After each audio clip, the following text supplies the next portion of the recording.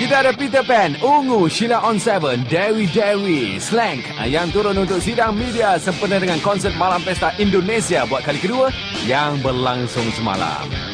Walaupun kita baru saja membincangkan untuk menetapkan kuota 90% lagu tempatan dan 10% lagu asing, nak juga tengok respon you ni bila dapat tahu pasal isu ni. Komen sikit bapak-bapak semua. Persatuan Hiburan Malaysia kita cuba meletakkan had bagi lagu-lagu daripada Indonesia sebanyak 10% sahaja. Ada dengar tak? Belum dengar kabar itu. Semuanya tergantung kebijakan dari industri hiburan Malaysia. Itu hak dari pihak industri hiburan Malaysia. Kita musisi Indonesia sebenarnya menyayangkan. It's too bad kita pun datang ke sini bukan bermaksud berkompetisi, bersaing dengan band-band Malaysia ataupun artis-artis Malaysia. Kita di sini datang untuk menghibur, bersatu dengan musisi Malaysia untuk memajukan musik. Apalagi yang bisa kita buatkan karena memang kebijakan industri sudah hal yang mutlak mungkin ya. Mungkin ada cara lain. Musik sebenarnya bukan sesuatu hal yang untuk dihentikan, dianggap sebagai sebuah kompetisi, sebenarnya enggak. Karena memang musik sebenarnya bisa dianggap sebagai pemersatu dan Indonesia bisa datang ke Malaysia karena musik. Begitu pula sebaliknya mungkin. Ada dengar tak cerita ini? Yang No. mereka cuba buat? No, belum pernah ada.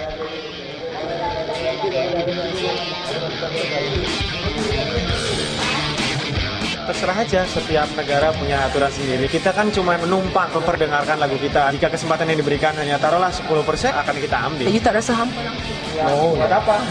Tapi adil ke tidak bagi diri kamu? Intinya gini, musik sesuatu yang seharusnya dinikmati secara ringan. Karena itu adalah iringan kita dalam hidup sehari-hari. Kalau kita memikirkannya terlalu berat, jadi musik nggak akan terasa indah lagi. Jadi nggak usah dibikin serius-serius. Adakah ini menghampakan kamu?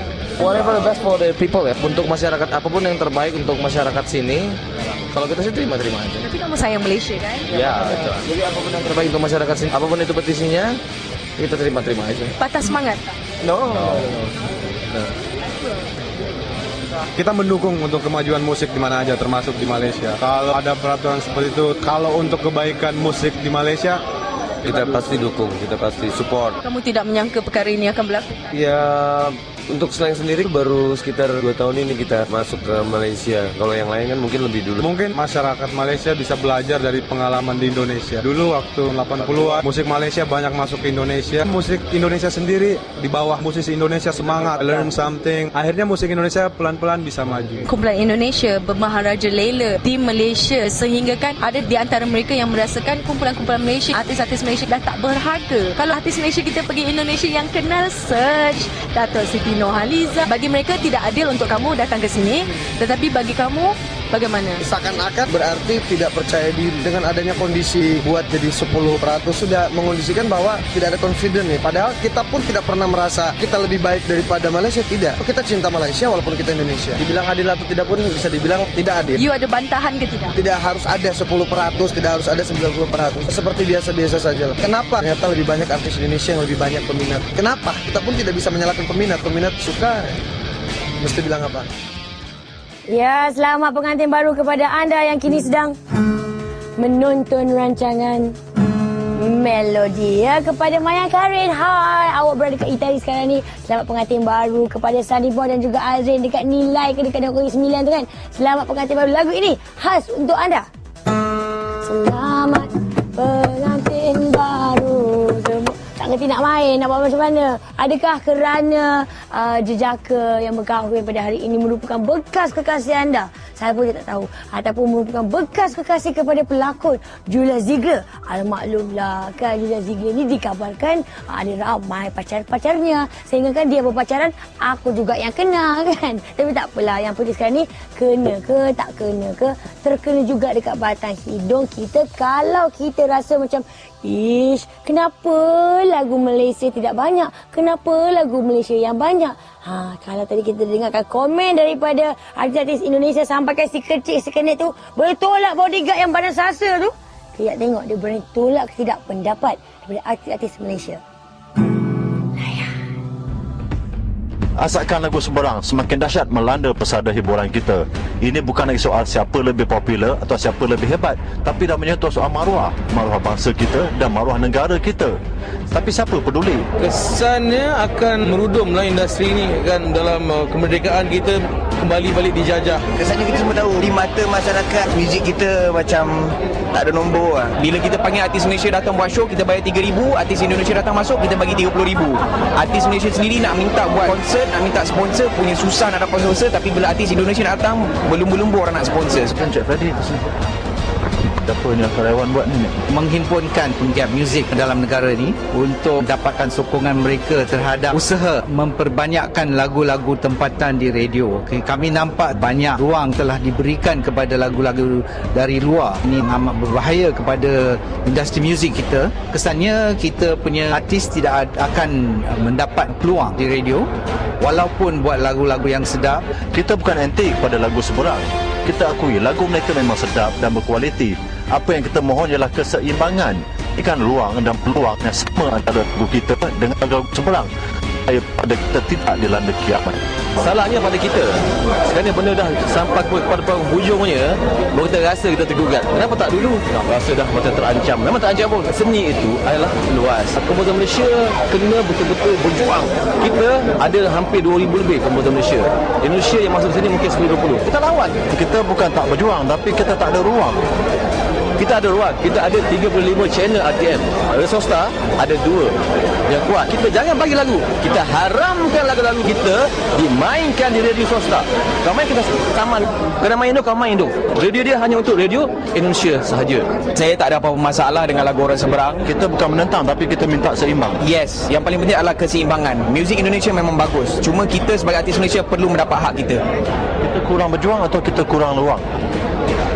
Kedua-duanya sekali. Jadi ada chain reaction penawaran dan permintaan. Macam mana kita nak buat permintaan kalau tak ada penawaran? Ataupun kita tak tahu apa yang kita nak minta, kan? Apa sebenarnya objektif penyiaran? Mesti ada etik di dalam bidang penyiaran. Saya tidak salahkan DJ. Ini bukan DJ.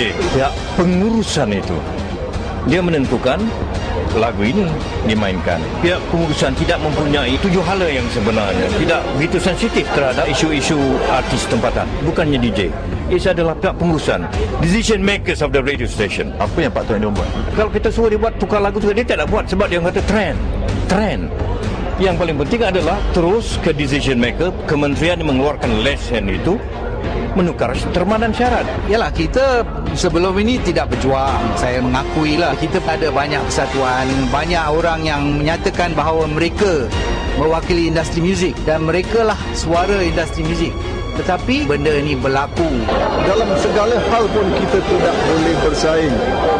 Pasal kita ni tak ramai. Kalau kita menguasai sesuatu daerah dan kita betul-betul menguasainya, kita jaga dia, cukup bagi kita. Tapi kita nak jaga tu pun susah. Apabila radio kita memberi ruang itu kepada orang lain, tak terfikir dalam akal dia, maka matilah industri ini. So it is the mindset that dia kena tukar. Radio dia dah jenjang nombor 1 ke nombor 2 ke nombor 3 ke, dengan lagu siapa dulu? Kita kena kontrol, kita kena ada mindset mengatakan aku perlu naikkan industri aku.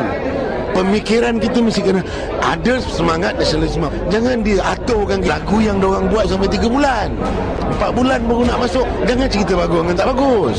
Ruang tu mesti diberi. Mindset tu tukar. Jangan ingat sedap kerana pendengar nak. Apabila ruang tu diberi, didengar, lagu mereka dinilai oleh pendengar. Jadi sekarang kita jangan cerita sekarang ni. Jangan cerita lagu kita tak ada kualiti. Apabila ada ruang, akan timbul kualiti. Pasal ruang itu membangkitkan kualiti. Kalau tak ada tempat nak buat, macam mana? Bekas kekasih you sekarang ini bersama dengan Hanatan. Apa komennya?